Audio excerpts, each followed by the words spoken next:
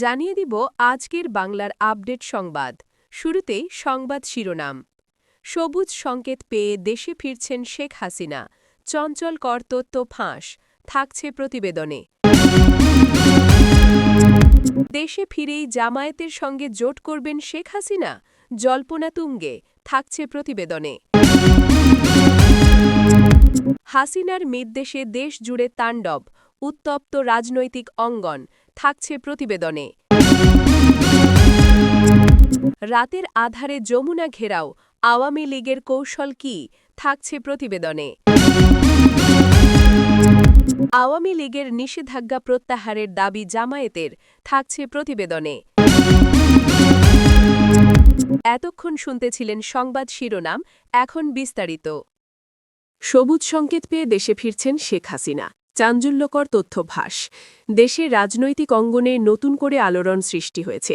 সবুজ সংকেত পেয়ে দেশে ফিরছেন শেখ হাসিনা, এমন দাবিকে ঘিরে সামাজিক যোগাযোগ মাধ্যম ও বিভিন্ন অনির্ভরযোগ্য সূত্রে ছড়িয়ে পড়া এই খবর রাজনৈতিক মহল থেকে সাধারণ মানুষের মধ্যেও কৌতূহল, উদ্বেগ এবং বিতর্ক সৃষ্টি করেছে।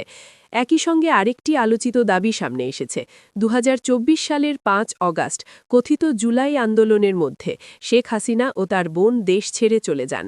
তবে এই দাবিগুলোর পক্ষে এখনও পর্যন্ত কোনো নির্ভরযোগ্য, যাচাইকৃত বা আনুষ্ঠানিক প্রমাণ পাওয়া যায়নি বলে জানিয়েছেন রাজনৈতিক বিশ্লেষকরা।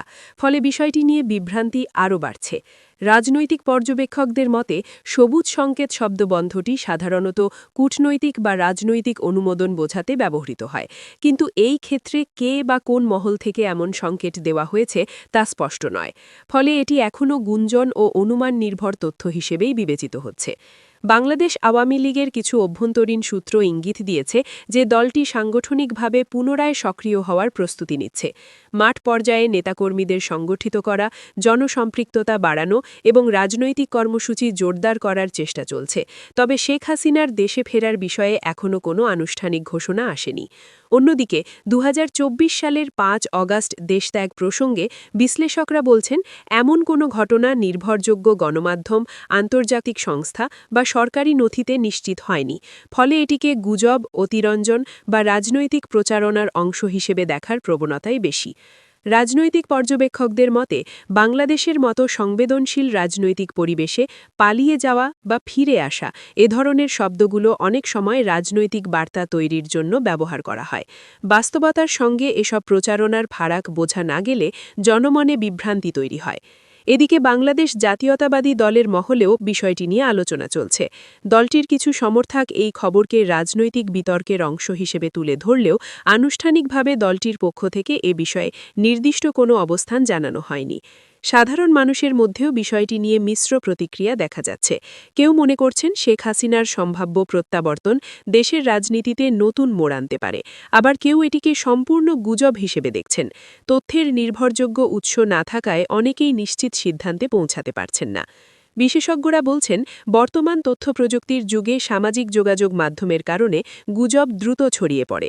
বিশেষ করে রাজনৈতিকভাবে সংবেদনশীল বিষয়গুলোতে যাচাই ছাড়া তথ্য গ্রহণ করলে তা অস্থিরতা বাড়াতে পারে। তাই নির্ভরযোগ্য সূত্র যাচাই করা অত্যন্ত জরুরি। আন্তর্জাতিক পর্যবেক্ষকদের মতে বাংলাদেশের রাজনৈতিক পরিস্থিতি দীর্ঘদিন ধরেই আলোচনার বিষয়। নির্বাচন, রাজনৈতিক অংশগ্রহণ, মত প্রকাশের স্বাধীনতা এসব ইস্যুতে বিভিন্ন মতামত রয়েছে। এই প্রেক্ষাপটে কোনো বড় রাজনৈতিক নেতার সম্ভাব্য প্রত্যাবর্তন অবশ্যই গুরুত্বপূর্ণ বিষয় হয়ে ওঠে। শেখ হাসিনাকে ঘিরে সমর্থন ও সমালোচনা দুই বিদ্যমান। তার সমর্থকরা মনে করেন তার নেতৃত্বে দেশের উন্নয়ন ও অবকাঠামোগত অগ্রগতি হয়েছে। অন্যদিকে সমালোচকরা গণতান্ত্রিক প্রক্রিয়া ও রাজনৈতিক স্বাধীনতা নিয়ে প্রশ্ন তুলেছেন। বিশ্লেষকরা বলছেন, এ ধরনের গুঞ্জন অনেক সময় রাজনৈতিক পরিবেশ যাচাই বা জনমত পরীক্ষা করার একটি কৌশল হিসেবেও ব্যবহার করা হয়। এতে বোঝা যায় জনগণ কোনো বিষয়কে কিভাবে গ্রহণ করছে এবং রাজনৈতিকভাবে কোন দিকটি বেশি গ্রহণযোগ্য। সব মিলিয়ে সবুজ সংকেত পেয়ে দেশে ফিরছেন শেখ হাসিনা এবং ২০২৪ সালের ৫ অগাস্ট দেশত্যাগ, এই দুই দাবি এখনও পর্যন্ত প্রমাণহীন এবং আনুষ্ঠানিকভাবে নিশ্চিত নয়। তবে এসব গুঞ্জন দেশের রাজনৈতিক অঙ্গনে নতুন করে আলোচনা, কৌতূহল এবং উত্তেজনার সৃষ্টি করেছে। আগামী দিনে যদি সংশ্লিষ্ট পক্ষ থেকে স্পষ্ট কোনো ঘোষণা বা অবস্থান জানা যায় তাহলে পরিস্থিতি আরও পরিষ্কার হবে। ততদিন পর্যন্ত এই বিষয়গুলো গুঞ্জন, বিশ্লেষণ এবং রাজনৈতিক ব্যাখ্যার মধ্যেই সীমাবদ্ধ থাকবে বলে মনে করছেন সংশ্লিষ্টরা। পরিশেষে বলা যায়, দেশের বর্তমান রাজনৈতিক প্রেক্ষাপটে যে কোনো বড় খবর বা দাবি যাচাই করে দেখা অত্যন্ত জরুরি, কারণ ভুল তথ্য বা গুজব শুধু বিভ্রান্তিই তৈরি করে না, বরং সামগ্রিক রাজনৈতিক স্থিতিশীলতার ওপরেও প্রভাব ফেলতে পারে। দেশে ফিরেই জামায়াতের সঙ্গে জোট করবেন শেখ হাসিনা, জল্পনা তুঙ্গে। দেশের রাজনৈতিক অঙ্গনে নতুন করে আলোচনা শুরু হয়েছে, দেশে ফিরেই কি শেখ হাসিনা বাংলাদেশ জামায়াতে ইসলামীর সঙ্গে জোট গঠন করবেন? সামাজিক যোগাযোগ মাধ্যম ও রাজনৈতিক মহলে ছড়িয়ে পড়া এই জল্পনা নিয়ে চলছে ব্যাপক বিতর্ক, যদিও এখনও এ বিষয়ে কোনো আনুষ্ঠানিক ঘোষণা বা নিশ্চিত তথ্য পাওয়া যায়নি।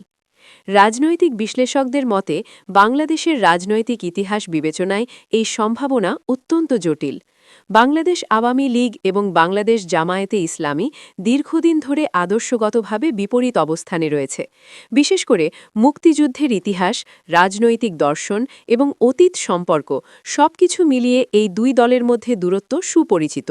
তবে বর্তমান রাজনৈতিক বাস্তবতায় নতুন সমীকরণ তৈরি হতে পারে বলেও মনে করছেন কিছু পর্যবেক্ষক। তারা বলছেন, যদি দেশের রাজনৈতিক পরিস্থিতি এমন পর্যায়ে পৌঁছায় যেখানে বড় ধরনের সমঝোতা প্রয়োজন হয়, তাহলে তাত্ত্বিকভাবে কোনো দলই সম্পূর্ণ অসম্ভব জোটকে একেবারে উড়িয়ে দিতে পারে না, যদিও বাস্তবে এটি ঘটার সম্ভাবনা এখনও খুবই কম। ড শফিকুর রহমানের সাম্প্রতিক কিছু বক্তব্য, যেখানে সংলাপ ও সহনশীলতার কথা বলা হয়েছে, সেটিকেও অনেকে এই জল্টুরার পেছনে একটি কারণ হিসেবে দেখছেন। তবে তিনি সরাসরি আওয়ামী লীগের সঙ্গে জোটের বিষয়ে কোনো ইঙ্গিত দেননি। অন্যদিকে বাংলাদেশ জাতীয়তাবাদী দলের সঙ্গে জামায়াতের ঐতিহাসিক জোট এখনও রাজনৈতিকভাবে গুরুত্বপূর্ণ। ফলে বিশ্লেষকদের মতে জামায়াতের জন্য হঠাৎ করে অবস্থান বদলে আওয়ামী লীগের সঙ্গে জোট করা সহজ সিদ্ধান্ত হবে না।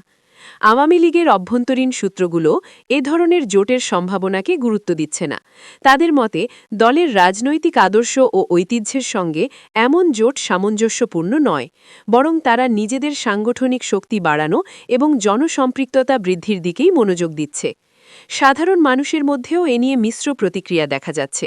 কেউ এটিকে অসম্ভব বলছেন, আবার কেউ মনে করছেন রাজনীতিতে অসম্ভব বলে কিছু নেই। তবে অধিকাংশই নির্ভরযোগ্য তথ্যের অভাবে এটিকে গুজব বা অতিরঞ্জিত আলোচনা হিসেবেই দেখছেন।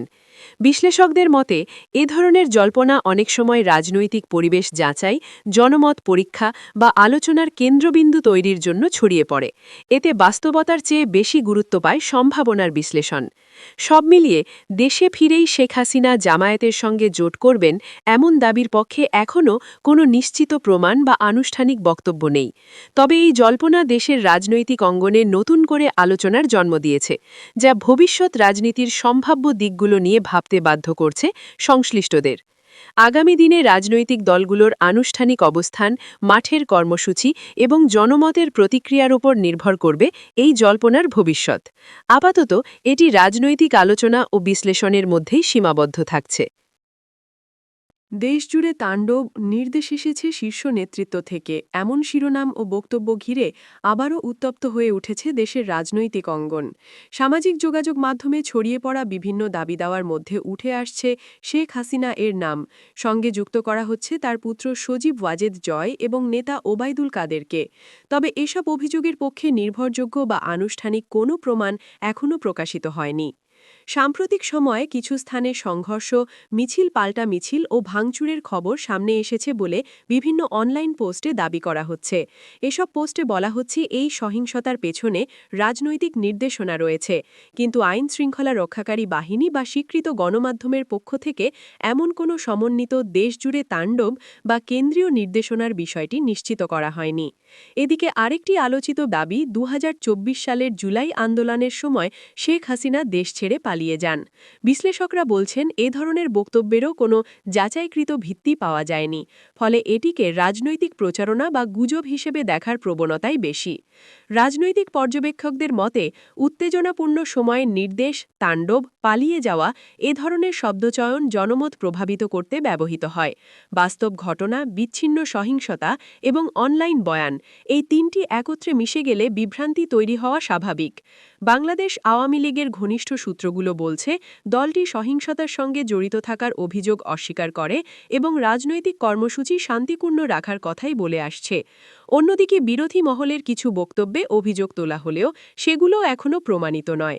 বাংলাদেশ জাতীয়তাবাদী দলসহ অন্যান্য রাজনৈতিক দল মাঠের পরিস্থিতি নিয়ে উদ্বেগ প্রকাশ করেছে এমন দাবিও ঘুরছে বিভিন্ন মাধ্যমে, যদিও আনুষ্ঠানিক বিবৃতিতে ভিন্ন ভিন্ন অবস্থান দেখা যায়। বিশ্লেষকরা বলছেন প্রতিটি দলই নিজেদের অবস্থান শক্ত করতে ঘটনাগুলোকে ভিন্নভাবে ব্যাখ্যা করছে। সাধারণ মানুষের মধ্যে এই পরিস্থিতি নিয়ে উদ্বেগ বাড়ছে। কেউ সামাজিক মাধ্যমে দেখা তথ্যকে সত্য বলে ধরে নিচ্ছেন, আবার কেউ নির্ভরযোগ্য উৎস ছাড়া কিছুই বিশ্বাস করছেন না। তথ্যের এই দ্বৈততা রাজনৈতিক উত্তেজনাকে আরও জটিল করে তুলছে। বিশেষজ্ঞরা বলছেন কোনো বড় সহিংসতা বা দেশজুড়ে তাণ্ডব ঘটলে তা সাধারণত একাধিক নির্ভরযোগ্য উৎসে নিশ্চিত হয়, যেমন স্বীকৃত গণমাধ্যম, প্রশাসনিক ব্রিফিং বা আন্তর্জাতিক পর্যবেক্ষণ। সেগুলোর অনুপস্থিতিতে বড় ধরনের দাবি সম্পর্কে সতর্ক থাকা উচিত। একই সঙ্গে তারা মনে করিয়ে দিচ্ছেন, গণতান্ত্রিক পরিবেশে রাজনৈতিক বিরোধ স্বাভাবিক হলেও সহিংসতা কোনো সমাধান নয়। রাজনৈতিক দলগুলোর দায়িত্বশীল আচরণ এবং যাচাইকৃত তথ্য প্রচার, এই দুইটি বিষয়ই পরিস্থিতি শান্ত রাখতে গুরুত্বপূর্ণ। সব মিলিয়ে হাসিনার নির্দেশে দেশজুড়ে তাণ্ডব এবং জুলাই 2024-এ দেশ ত্যাগ, এই দাবিগুলো এখনও প্রমাণহীন ও বিতর্কিত। তবে এসব বক্তব্য রাজনৈতিক অঙ্গনে উত্তেজনা তৈরি করছে এবং জনমনে বিভ্রান্তি বাড়াচ্ছে। আগামী দিনে যদি এ বিষয়ে সংশ্লিষ্ট পক্ষ থেকে স্পষ্ট তথ্য বা আনুষ্ঠানিক বিবৃতি আসে, তাহলে পরিস্থিতি আরও পরিষ্কার হবে। ততদিন পর্যন্ত গুজব ও বাস্তবতার পার্থক্য বোঝার জন্য সচেতন থাকা এবং নির্ভরযোগ্য উৎসের ওপর নির্ভর করাই সবচেয়ে জরুরি বলে মনে করছেন বিশ্লেষকরা। রাতের আধারে যমুনা ঘেরাও আওয়ামী লীগের কৌশল কি? রাতের আধারে যমুনা ঘেরাও কর্মসূচির গুঞ্জন। বাংলাদেশ আওয়ামী লীগকে ঘিরে ছড়িয়ে পড়া এই পরিকল্পনা নিয়ে নানা প্রশ্ন উঠছে। এটি কি কৌশলগত চাপ সৃষ্টির অংশ, নাকি প্রতীকী রাজনৈতিক বার্তা? যমুনা বলতে সাধারণত বোঝানো হয় প্রধানমন্ত্রীর সরকারি বাসভবন যমুনা ভবন, যা দেশের অন্যতম সুরক্ষিত এলাকা হিসেবে পরিচিত। এমন একটি স্থাপনাকে কেন্দ্র করে কোনো কর্মসূচির আলোচনা স্বাভাবিকভাবেই গুরুত্ব পাচ্ছে। দলীয় সূত্রের কিছু ইঙ্গিত বলছে, মাঠে সক্রিয়তা বাড়ানো এবং রাজনৈতিক উপস্থিতি দৃশ্যমান করাই হতে পারে এই ধরনের কর্মসূচির মূল উদ্দেশ্য। বিশেষ করে রাতের সময়কে বেছে নেওয়া হলে তা নিরাপত্তা ও প্রশাসনিক ব্যবস্থাকে চ্যালেঞ্জ করার একটি প্রতীকী কৌশল হিসেবেও দেখা হতে পারে। তবে এ বিষয়ে এখনও কোনো আনুষ্ঠানিক ঘোষণা পাওয়া যায়নি। রাজনৈতিক বিশ্লেষকদের মতে, ঘেরাও শব্দটি বাংলাদেশের রাজনীতিতে দীর্ঘদিন ধরে ব্যবহৃত হয়ে আসছে, কখনো সরাসরি অবস্থান কর্মসূচি, আবার কখনো প্রতীকী প্রতিবাদ হিসেবে। সেই দৃষ্টিকোণ থেকে যমুনা ঘেরাও বাস্তব কর্মসূচি হোক বা না হোক, এটি ক্ষমতার কেন্দ্রকে লক্ষ্য করে রাজনৈতিক বার্তা দেওয়ার একটি কৌশল হতে পারে। অন্যদিকে নিরাপত্তা বিশ্লেষকরা বলছেন, যমুনা ভবনের মতো গুরুত্বপূর্ণ স্থানে যে কোনো ধরনের অননুমোদিত জমায়েত কঠোরভাবে নিয়ন্ত্রিত হয়, ফলে বাস্তবে বড় ধরনের ঘেরাও কর্মসূচি বাস্তবায়ন করা সহজ নয়। বাংলাদেশ আওয়ামী লীগের নেতাদের কেউ কেউ অনানুষ্ঠানিকভাবে ইঙ্গিত দিয়েছেন দলটি রাজনৈতিক কর্মসূচি চালিয়ে যাবে এবং রাজপথে উপস্থিতি বাড়াবে। তবে রাতের আধারে ঘেরাও এমন নির্দিষ্ট পরিকল্পনার বিষয়ে তারা স্পষ্ট করে কিছু বলেননি। বিরোধী রাজনৈতিক মহলেও বিষয়টি নিয়ে আলোচনা চলছে। তারা এটিকে রাজনৈতিক চাপ তৈরির কৌশল হিসেবে দেখছেন। কিছু পর্যবেক্ষক মনে করছেন এটি বাস্তবের চেয়ে বেশি একটি মনস্তাত্ত্বিক বা প্রতীকী পদক্ষেপ হতে পারে, যা জনমত ও মিডিয়ার দৃষ্টি আকর্ষণের জন্য ব্যবহৃত হচ্ছে। সাধারণ মানুষের মধ্যেও বিষয়টি নিয়ে কৌতূহল রয়েছে। কেউ মনে করছেন এটি বড় ধরনের রাজনৈতিক কর্মসূচির পূর্বাভাস, আবার কেউ এটিকে গুজব বা অতিরঞ্জিত আলোচনা হিসেবে দেখছেন। তথ্যের নির্ভরযোগ্য উৎস না থাকায় নিশ্চিত সিদ্ধান্তে পৌঁছানো কঠিন হয়ে পড়েছে।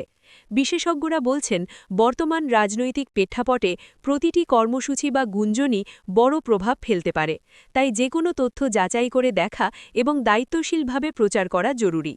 সব মিলিয়ে রাতের আধারে যমুনা ঘেরাও এই আলোচনা এখনও আনুষ্ঠানিকভাবে নিশ্চিত নয়। তবে এটি স্পষ্ট যে দেশের রাজনৈতিক অঙ্গনে নতুন করে উত্তেজনা ও কৌতূহল তৈরি করেছে এটি বাস্তব কর্মসূচি নাকি কৌশলগত বার্তা, তা সময়ই বলে দেবে। আওয়ামী লীগের নিষেধাজ্ঞা প্রত্যাহারের দাবি জামায়াতের। নতুন করে আলোচনার জন্ম দিয়েছে বাংলাদেশ জামায়াতে ইসলামীর পক্ষ থেকে বাংলাদেশ আওয়ামী লীগ এর ওপর আরোপিত কথিত নিষেধাজ্ঞা প্রত্যাহারের দাবি। যদিও এই নিষেধাজ্ঞা সংক্রান্ত বিষয়টি আনুষ্ঠানিকভাবে কতটা কার্যকর বা বর্তমান বাস্তবতায় প্রযোজ্য তা নিয়েও রয়েছে প্রশ্ন, তবুও জামায়াতের এই বক্তব্য রাজনৈতিক অঙ্গনে তাৎপর্যপূর্ণ হিসেবে দেখা হচ্ছে। জামায়াতের শীর্ষ পর্যায়ের নেতারা সাম্প্রতিক এক আলোচনায় বলেন, দেশের গণতান্ত্রিক পরিবেশ বজায় রাখতে সব রাজনৈতিক দলের সমান সুযোগ থাকা জরুরি। তাদের মতে কোনো দলকে নিষিদ্ধ রাখা বা রাজনৈতিক কার্যক্রমে বাধা দেওয়া হলে তা গণতান্ত্রিক প্রক্রিয়াকে দুর্বল করে। তারা দাবি করেন, রাজনৈতিক প্রতিযোগিতা হতে হবে উন্মুক্ত ও অংশগ্রহণমূলক। ডাক্তার শফিকুর রহমান এক বক্তব্যে বলেন, দেশে সত্যিকারের গণতন্ত্র প্রতিষ্ঠা করতে হলে সকল রাজনৈতিক দলকে সমান সুযোগ দিতে হবে। কোনো দলকে বাইরে রেখে টেকসই রাজনৈতিক সমাধান সম্ভব নয়। তাঁর এই বক্তব্যকে অনেকেই একটি কৌশলগত রাজনৈতিক বার্তা হিসেবে দেখছেন। তবে বিশ্লেষকদের মতে এখানে একটি গুরুত্বপূর্ণ প্রশ্ন রয়েছে, বাস্তবে কি বাংলাদেশ আওয়ামী লীগ বর্তমানে কোনো আনুষ্ঠানিক রাষ্ট্রীয় নিষেধাজ্ঞার মধ্যে রয়েছে? অনেক পর্যবেক্ষক বলছেন, এ ধরনের দাবি অনেক সময় রাজনৈতিক বক্তব্যের অংশ হতে পারে, যা দিয়ে একটি নির্দিষ্ট অবস্থান তুলে ধরা হয়, কিন্তু সেটি সবসময় বাস্তব প্রশাসনিক পরিস্থিতির প্রতিফলন নয়। অন্যদিকে আওয়ামী লীগের নেতারা এ ধরনের দাবিকে অযৌক্তিক বলে উল্লেখ করেছেন। তাদের মতে দলটি দেশের অন্যতম প্রধান রাজনৈতিক শক্তি এবং জনগণের সমর্থন নিয়েই রাজনীতিতে সক্রিয় রয়েছে। তারা মনে করেন, নিষেধাজ্ঞা প্রসঙ্গটি ইচ্ছাকৃতভাবে তুলে এনে বিভ্রান্তি সৃষ্টি করা হচ্ছে। রাজনৈতিক বিশ্লেষকদের একটি অংশ বলছে, জামায়াতের এই দাবি আসলে বৃহত্তর রাজনৈতিক কৌশলের অংশ হতে পারে। এর মাধ্যমে তারা নিজেদেরকে গণতন্ত্র ও রাজনৈতিক অংশগ্রহণের পক্ষে অবস্থানকারী দল হিসেবে তুলে ধরতে চাইছে। একই সঙ্গে অন্যান্য রাজনৈতিক দলের সঙ্গে সম্পর্কের নতুন দিকও তৈরি করতে পারে। বাংলাদেশ জাতীয়তাবাদী দলের ভূমিকাও এখানে গুরুত্বপূর্ণ হয়ে উঠছে।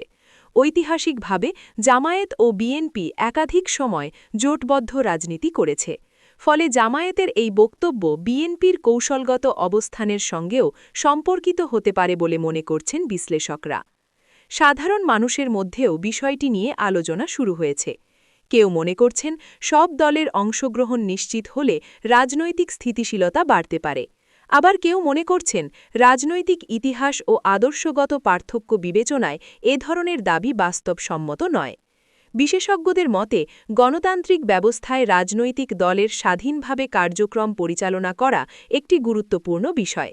তবে একই সঙ্গে আইনের শাসন, সংবিধান ও রাষ্ট্রীয় নীতিমালার প্রতি সম্মান দেখানোও সমানভাবে জরুরি। এদিকে আন্তর্জাতিক মহলেও বাংলাদেশের রাজনৈতিক পরিবেশ নিয়ে আগ্রহ রয়েছে। বিভিন্ন সংস্থা ও পর্যবেক্ষকরা রাজনৈতিক অন্তর্ভুক্তি, নির্বাচন প্রক্রিয়া এবং আইনের শাসন নিয়ে তাদের মতামত প্রকাশ করে থাকে। জামায়াতের এই দাবি সেই আলোচনাকেও নতুন মাত্রা দিতে পারে। সব মিলিয়ে বাংলাদেশ জামায়াতে ইসলামী এর পক্ষ থেকে বাংলাদেশ আওয়ামী লীগ এর ওপর কথিত নিষেধাজ্ঞা প্রত্যাহারের দাবি রাজনৈতিক অঙ্গনে নতুন বিতর্কের জন্ম দিয়েছে। এটি বাস্তব কোনো প্রশাসনিক ইস্যু নাকি কৌশলগত রাজনৈতিক বার্তা তা নিয়ে মতভেদ থাকলেও বিষয়টি যে আলোচনার কেন্দ্রবিন্দুতে উঠে এসেছে তা স্পষ্ট। আগামী দিনে সংশ্লিষ্ট পক্ষগুলির আনুষ্ঠানিক অবস্থান, রাজনৈতিক কর্মসূচি এবং জনমতের প্রতিক্রিয়ার ওপর নির্ভর করবে এই বিতর্ক কোন দিকে গড়াবে। তবে এই মুহূর্তে বিষয়টি দেশের রাজনৈতিক আলোচনায় একটি গুরুত্বপূর্ণ ইস্যু হিসেবে জায়গা করে নিয়েছে।